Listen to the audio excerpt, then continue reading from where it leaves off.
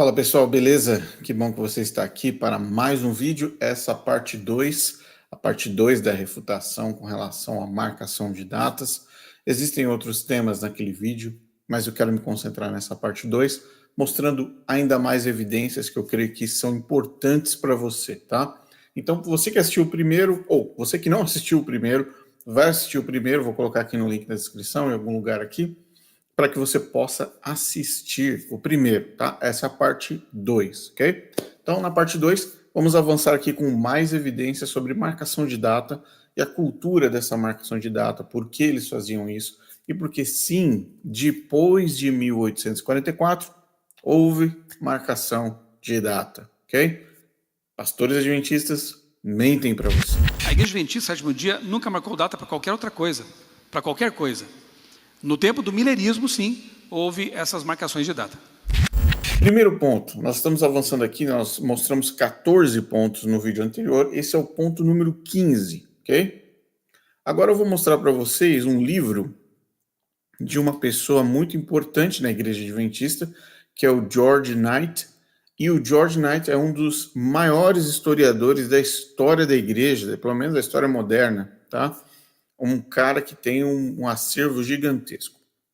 Ponto 1, ele é adventista, portanto, ele não vai também jogar todas as cartas na mesa. Mas ele, por incrível que pareça, ele consegue ainda deixar muita gente brava na CPB. Aliás, se eu não me engano, o George Knight e os livros do George Knight são como persona não grata dentro da casa publicadora. Livro em questão, Em Busca de Identidade, esse é um livro do George Knight, ok? Tá ali para você. Tem em português. Texto, vamos para o texto. H.H. Gross, ou Gross, mas eu acho que a pronúncia certa é Gross, porque gross significa algo podre, algo ruim, algo nojento, né? Então é H.H. Gross, se eu não estiver errado. Joseph March e outros marcaram datas em 1846 e quando o ano passou, Gross descobriu novas razões para esperar Cristo em 1847. Então nós estamos falando aqui de pessoas envolvidas no movimento, tá? No movimento do milerismo, no movimento do começo do adventismo, ok? Então, uma galera daquela época, pós-desapontamento, 1844. Tiago White também foi seduzido pela marcação das datas. Até setembro de 1845, pelo menos ele cria que Jesus voltaria em outubro. Bates, no caso José Bates, também participou da marcação do tempo. Ele, Jesus, voltaria em outubro de 1851. Ponto 16.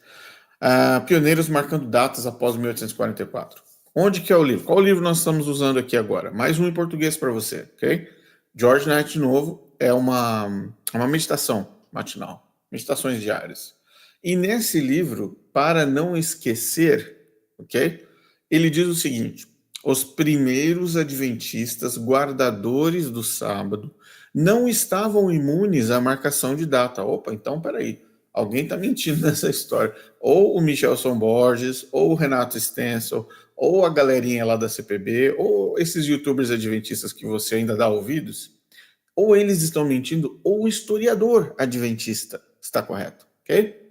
Em setembro de 1845, Tiago White acreditava com firmeza que Jesus voltaria no 10º dia do 7º mês judaico, em outubro daquele ano. Então, outubro de 1845. Para pensar nisso, gente. Para pensar. Tiago White. E com quem Tiago White andava? Com quem Tiago White andava? Quem era a namorada do Tiago White? Quem andava de mão dada com o Tiago White? Quem? Ok? Vamos lá que a gente chega lá. Vamos lá. O Tiago White, um ano depois. Então, foi outubro de 1844. Teve desapontamento. Outubro de 1845. O que aconteceu? Estavam marcando datas de novo. Então, o historiador adventista, no livro, para não esquecer, está dizendo Tiago White acreditava com firmeza que Jesus voltaria no 10º dia do 7º mês judaico, em outubro daquele ano.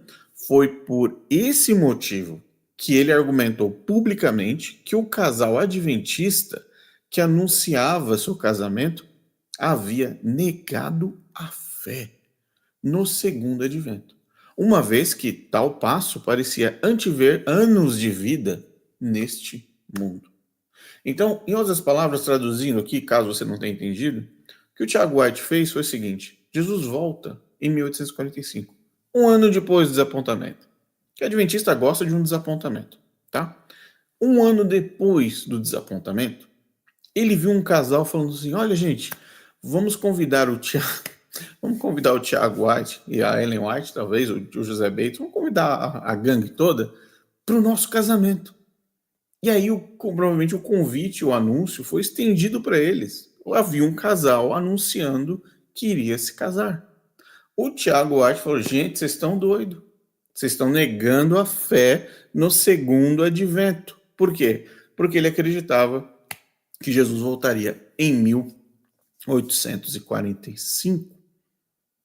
Então, para que o Tiago White ia ficar bravo com um casal que estava anunciando que ia se casar? Para quê? Por que ele ficaria bravo com eles?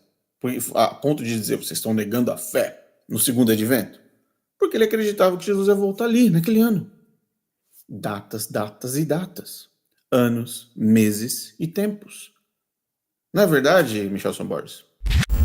Agora vamos entender qual que era a lógica do Tiago White. Por que ele achava...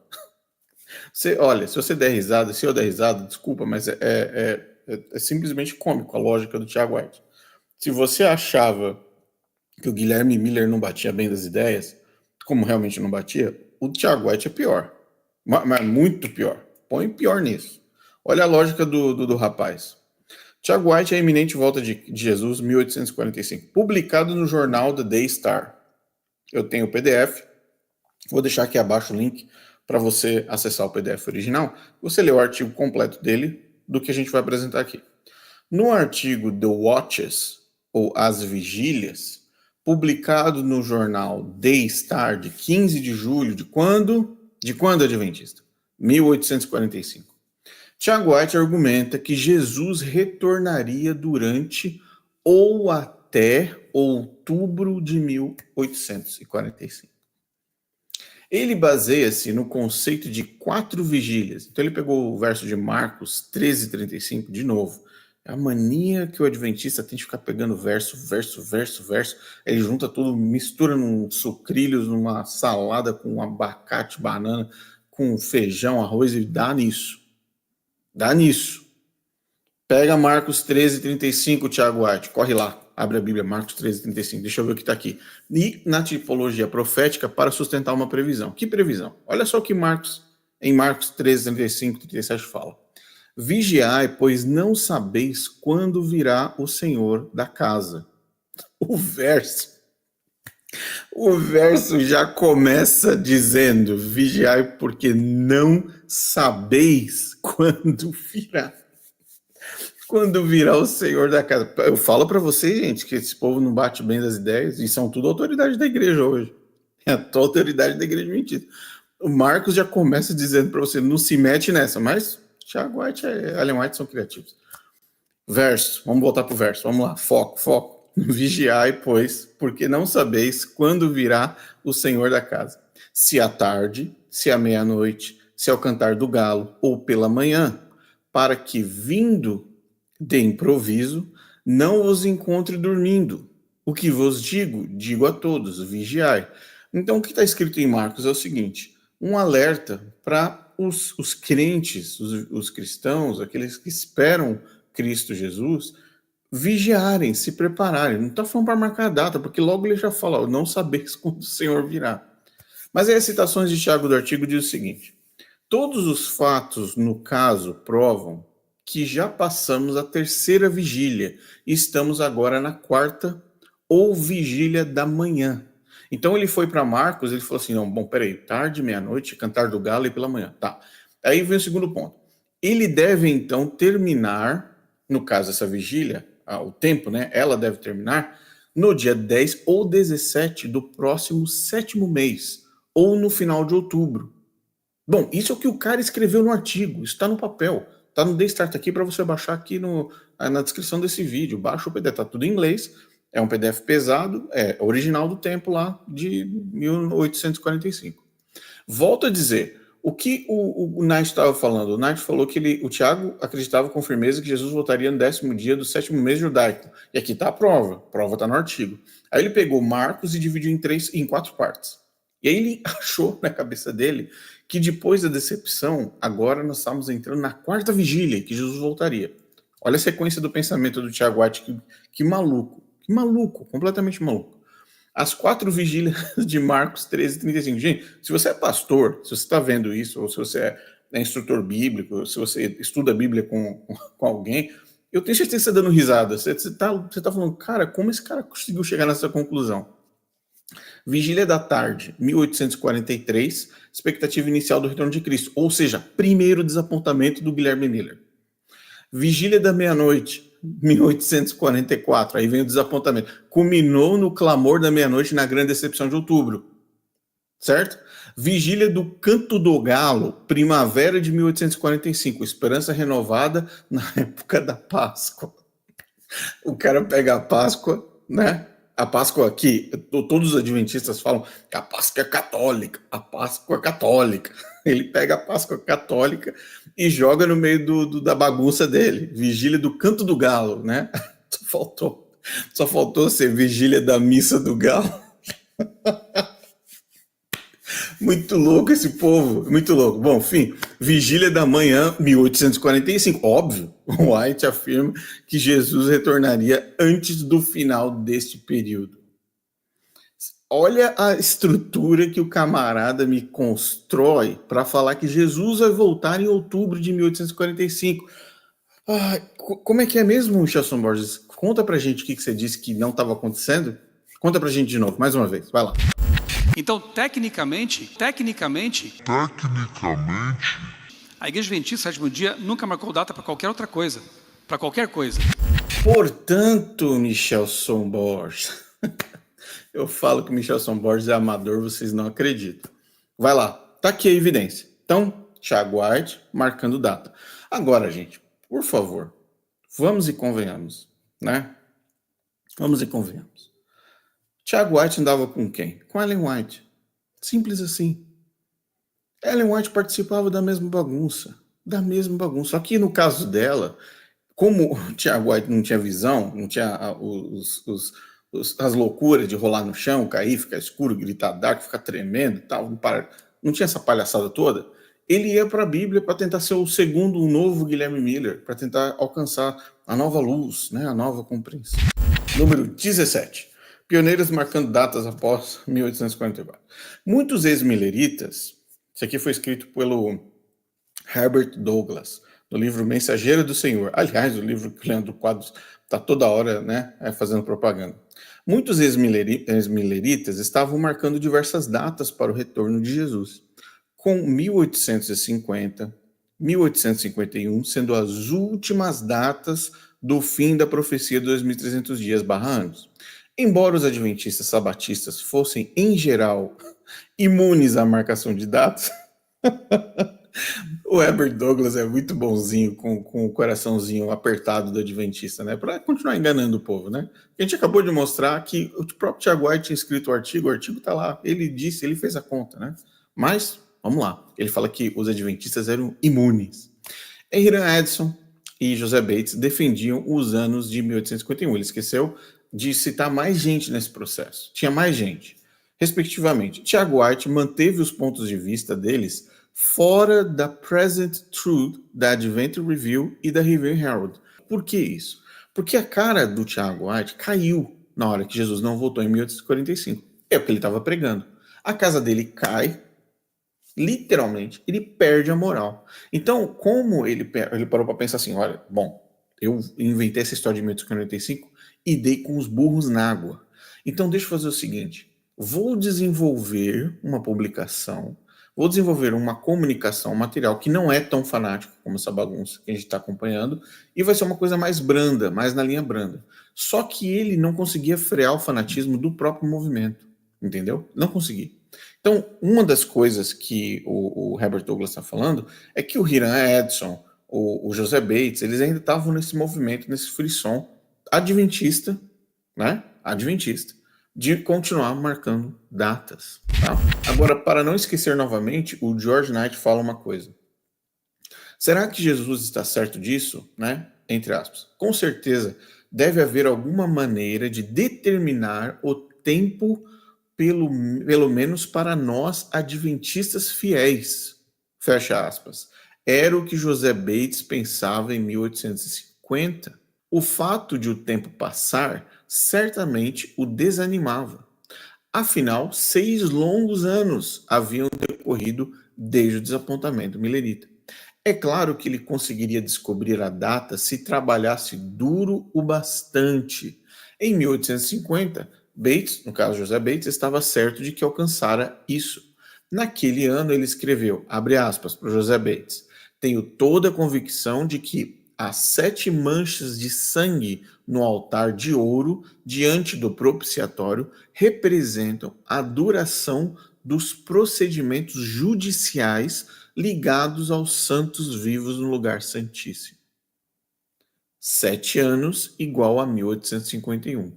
Então, volta novamente. Você percebe que é uma repetição constante, fanática, de tentar encontrar uma data para a volta de Jesus. Resultado, gente, e fruto de traumas. Traumas. Essas pessoas que viveram nesse tempo, eles sobreviveram. No documentário de 1844, você percebe o dano físico, assassinatos, suicídios, perdas, loucura, pessoas entrando em completa crise mental. Essas pessoas tiveram os mesmos sintomas dos traumas. No entanto, eles reverteram os sintomas dos traumas em visionarismo, no caso Ellen White, em loucuras de cálculos, como Tiago White, José Bates, entre outros. Então, ao invés, por exemplo, da Ellen White ou do Tiago White se matarem, cortar a garganta, se jogar no fundo do mar, ou do rio, ou sei lá, achar uma forma de tomar um veneno e se matar, ao invés deles fazerem isso, como fizeram as vítimas do desapontamento, ao invés deles fazerem isso, eles transformaram todo o trauma num fanatismo escatológico para determinação de datas através de cálculos malucos, como o que você viu, e através de visões totalmente falsas. Então, o diabo, ele toma controle da mente dessas pessoas. O diabo toma completo controle da mente dessas pessoas. Pega uma menina que já tinha problemas emocionais sérios, já tinha uma perturbação espiritual séria na vida dela, ela já tinha problemas físicos, a pedrada na cabeça, lembra? Então Satanás usa essa fraqueza, esse mal que ela tinha, físico e emocional, adiciona, coloca acima o trauma do desapontamento, olha só, 3 coisas, e transforma essa mulher numa visionária. Esse rapaz, o Tiago White, rapaz à época, ele passa pelo mesmo trauma. Hiram Edson passa pelo mesmo trauma. Uriah Smith passa pelo mesmo trauma. Todos eles traumatizados se juntam para continuar um processo de cálculos e cálculos e cálculos e cálculos. A ponto de você pegar um verso do Evangelho de Marcos e você transformar isso num cálculo da volta de Cristo. Então, você entende? Você entende? Eu acho engraçado, abrindo parênteses aqui, eu acho engraçado um fato assim. Vamos lá. O Michelson Borges, ele reclama que vem pessoas adventistas no YouTube falar que são profetas ou profetisas. O Michelson Borges vem na internet falar que não dê ouvidos para eles, não dê ouvidos para aquilo, eles não representam Deus, não representam a igreja. E o nome Igreja Adventista do Sétimo Dia é uma igreja, como organização. Mas dentro, eles chamam de movimento. Nem eles mesmos se consideram igreja. Se você conversar com um pastor adventista do sétimo dia sério, ele vai falar, não, nós somos uma igreja, nós somos um movimento. Então, o movimento, o que acontece com ele? Ele se move, ele se mexe, ele avança, ele cresce, ele expande. Então, é difícil para o Michelson Borges, quando ele passa a Nutella em cima das vergonhas da igreja adventista, teológicas principalmente, aceitar uma pessoa que está lá no Nordeste, na frente da câmera, dizendo que é profetisa adventista. Sendo que essa pessoa bebeu das águas impuras que esse povo criou. Aí ele coloca ali um terninho, põe um microfoninho, vai num púlpito, numa igreja grande, moderna, que tem aparência de ser uma organização séria, mas na verdade é baseada nas raízes dessa loucura do século XIX. Então, quando o Michelson Borges, o Renato Stencil, ou Fala Sério, ou qualquer um deles, vem com essa ideia de colocar a igreja, gente, Rodrigo Silva, de colocar a igreja assim, como uma organização. Não, gente. É a mesma bagunça do século XIX, é a mesma coisa. O fato de ter um telão, ter um piso de granito, ter um ar-condicionado, isso não muda nada. É a mesma bagunça que saiu do trauma de 1844. Às vezes você passa na frente de uma igreja adventista, lá na frente, e fala, nossa, que prédio bonito, nossa, que coisa organizada, nossa, que tem associação, que tem escola, que tem união. Uma coisa é business, dinheiro. Uma coisa é escola, hospital, universidade, tudo isso é dinheiro, gente. Não tem nada a ver com missão, com evangelho, não tem nada a ver, é dinheiro. Dinheiro no bolso. Muitos de nós já ouvimos falar, isso aqui continua no livro Para Não Esquecer, do George Knight, ok? Muitos de nós já ouvimos falar sobre o princípio bíblico de um dia corresponder a um ano na interpretação profética. Entretanto, José Bates, tá aqui a fotinha dele, criou um método novo. Olha isso, como foi dito anteriormente, o princípio de uma mancha de sangue corresponder a um ano, ponto de exclamação.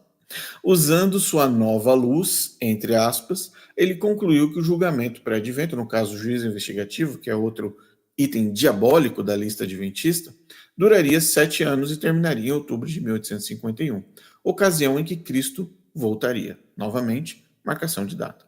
Considerando sua influência dentro do círculo dos guardadores do sábado, Bates logo arrebanhou os seguidores desse novo esquema. Tem esse desse duas vezes.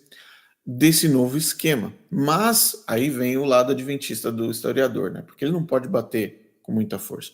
Ele bate, mas ele bate leve. Quando a coisa começa a apertar, a água começa a subir, ele tira um pouco o pé. Ele fala o seguinte: mas o casal White resistiu à ideia com firmeza. No caso, resistiu à ideia de José Bates. Agora vamos lá, gente.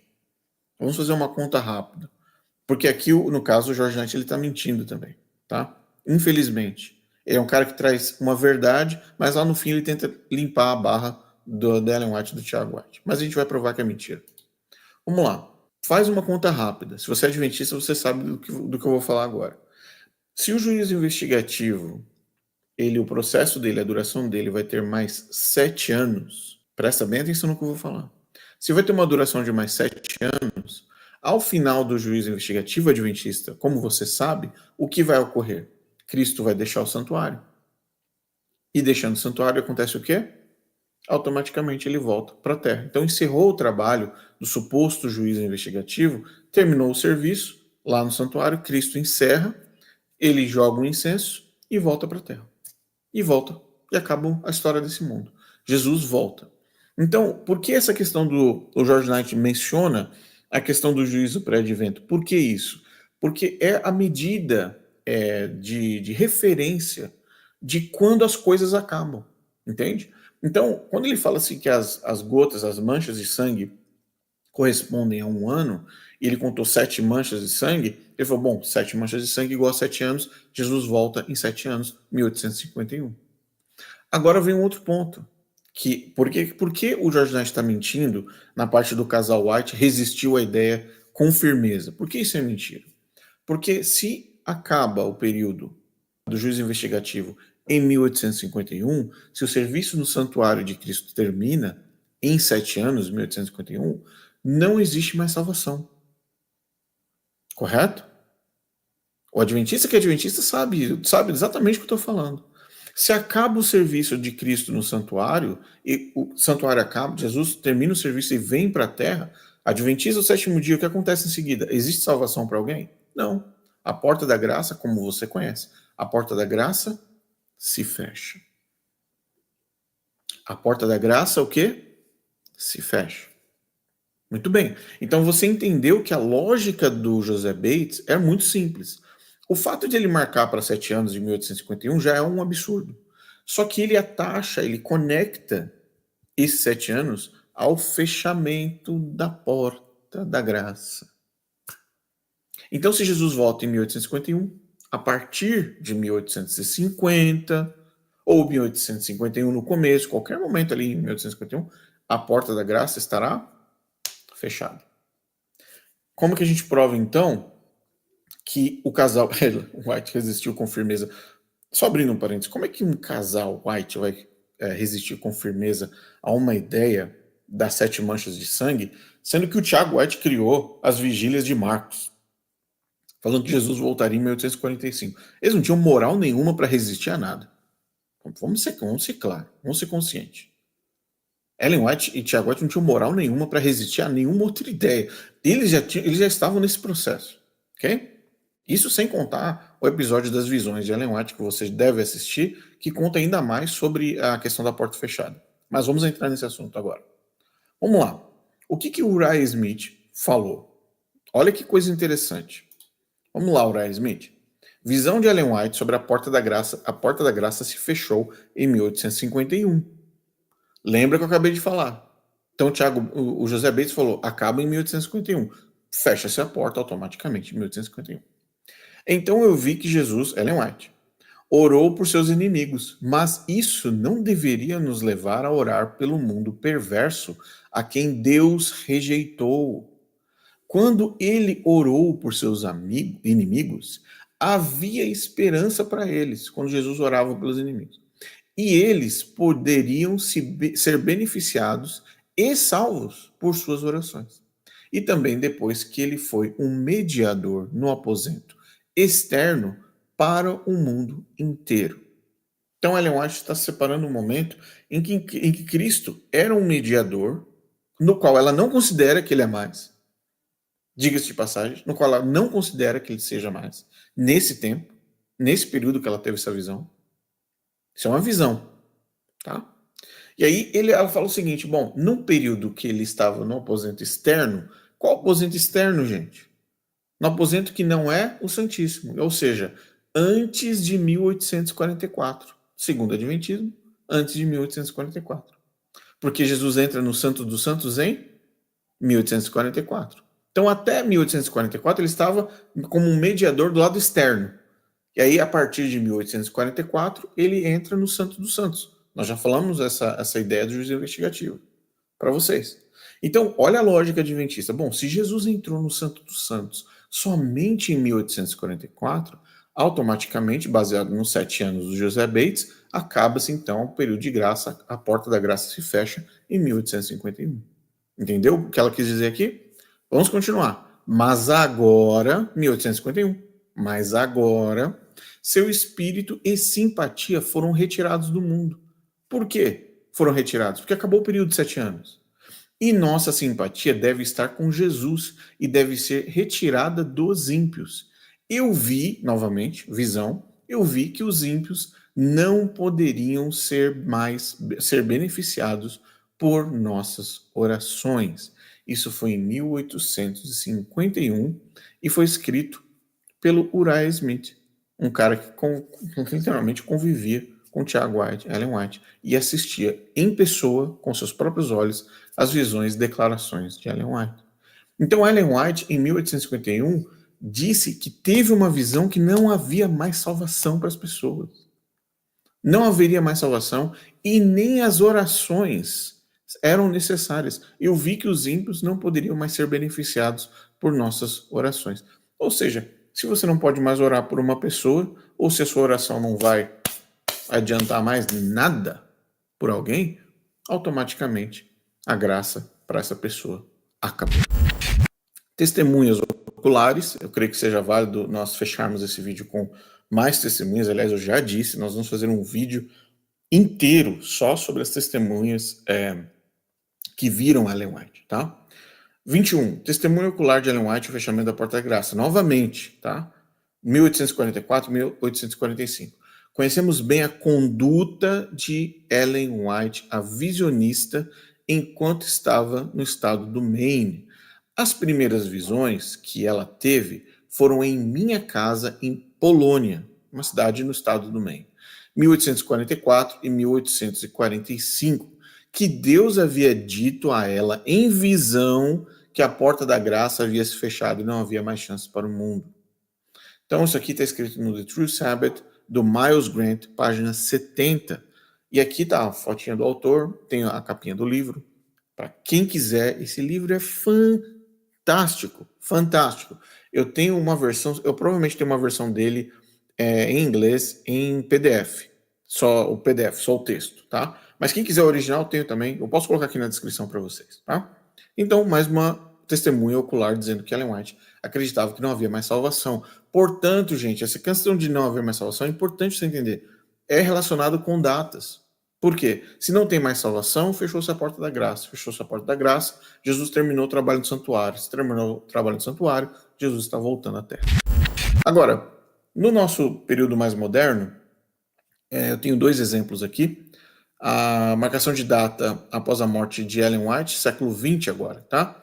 Em 1928, um líder da Igreja Adventista do Sétimo Dia, na Associação Geral, expôs em seu sermão durante uma semana de oração no Emmanuel Missionary College as suas convicções de que o Senhor viria naquele ano. Por quê? Porque 40 anos tinham se passado desde 1888. Olha os cálculos novamente, gente. Olha os cálculos novamente. O autor dessa previsão fez um paralelo entre a experiência do antigo Israel, que vagou durante 40 anos no deserto, antes de entrar na Terra Prometida, e a experiência da Igreja Adventista, como sendo, no caso, o Israel espiritual. Este teria semelhante, ou no caso a Igreja, vagueado pelo deserto desde a Assembleia de Minneapolis em 1888, reunião histórica para a denominação. Teria sido aquela Assembleia Geral uma saída, um tipo, de saída do Egito espiritual em que a igreja se encontrava até então. Está escrito O Dia da Sua Vinda, página 84, esse livro publicado pela Unas Press, escrito pelo Alceu L. Nunes. Mais um caso aqui para ele, sobre ele. Tem um erro aqui em cima da marcação, tem 2 As aqui, perdão por isso. Na segunda meada do século XX, alguns membros da Adventista do Sétimo Dia calcularam os anos dos jubileus e chegaram à conclusão de que Jesus retornaria em outubro de 1987. Os cálculos utilizando os jubileus fixaram datas para 91, 94, 96, 98 e 2000. Alguns, segundo Pauline, tentaram tirar conclusões acerca do tempo da sua vinda baseado em 7 ciclos de 1000 anos cada. Ainda outros, baseando-se na previsão do término dos jubileus, marcaram as datas de 1987 ou 1994 para a volta de Cristo. Ou você presta atenção no que a sua igreja está prometendo para você, está vendendo para você no púlpito, está falando sobre decretos, sobre perseguições, sobre morte. Eu recebi essa semana uma imagem de um terreno, de um loteamento numa área muito afastada. Ela parece um interiorzão, no meio do mato, perto de umas montanhas. E ali estão vendendo um loteamento para adventistas do sétimo dia comprarem para a fuga, para a perseguição. Isso sempre aconteceu. Isso não é novo. Tinha outro Michelson Borges 30 anos atrás, 40 anos atrás. Tinha outro Fala Sério Pastor 50 anos atrás. Esses caras, eles só nascem em novas caras e novos corpos, mas eles estão ali sempre se renovando, porque é o mesmo espírito que conduzia Ellen White, conduz essas pessoas. E que faz o indivíduo mentir no púlpito, para a igreja. Eles oram antes desses eventos. Eles oram, eles pedem a presença de Deus antes de mentir para a igreja, antes de mentir para você. Então, um culto da igreja adventista que começa com uma oração, que começa com uma invocação da presença do Espírito Santo, que começa com uma música, com um hino, que começa com... parece algo normal, você está olhando para o culto de uma igreja. Quem olha na internet assim, acha que é uma igreja normal. Mas eles vão lá na frente, eles vão mentir para você, sendo que eles mesmos, o próprio Michelson Borges tem as publicações que eu acabei de mencionar. E aí o outro fala lá, o Renato Stenson, outro cara que ele realmente ele tem problema mental, o Renato Stenson, ele tem sérios problemas mentais. Esse homem é realmente perturbado, porque ele consegue mentir olhando na câmera sem medo de ser feliz.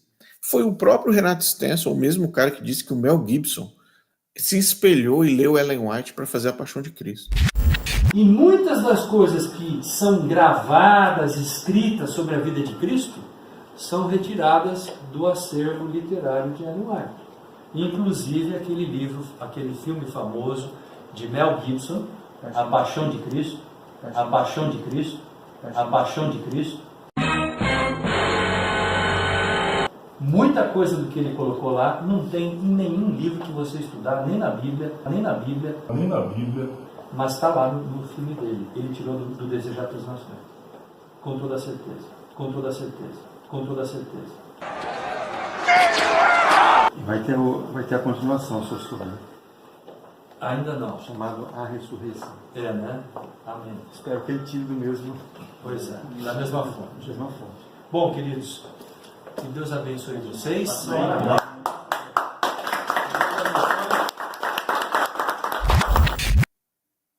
Fala para mim, gente, como é que você pode dar moral para um cara desse? Como é que você pode dar atenção para pessoas que mentem, sendo que a literatura é deles, o texto é deles, os livros são deles, tá? Então, fica aqui mais esse vídeo, 42 minutos, eu vou ver se eu recorto, provavelmente na edição vai ficar um pouquinho menor, mas eu vou editar para ficar menor. Eu quero mandar um abraço muito, muito grande, muito forte para o meu amigo Gil Sivan. E o Gil Sivan é um parceiro também nessa questão de documentação, de livros, de edições. Então, Gil Sivan, tá aí, ó. Muitos desses materiais que você mandou estão sendo apresentados aqui também. Outros também que nós estamos conversando já faz um tempo, virão no futuro. E muito material vindo para vocês. Portanto, é aquele verso de sempre, a Bíblia fala, conhecereis a verdade. E a verdade vai fazer o quê? Vai libertar vocês. Tá bom? Parem de ser enganados. Parem de ser enganados. Vocês não precisam da Igreja Adventista do Sétimo Dia. Vocês não precisam de Ellen White. Vocês não precisam de pastores mentirosos. Todos nós precisamos apenas de Jesus Cristo. Então, rejeite Ellen White e aceite Jesus Cristo. Um abraço para vocês.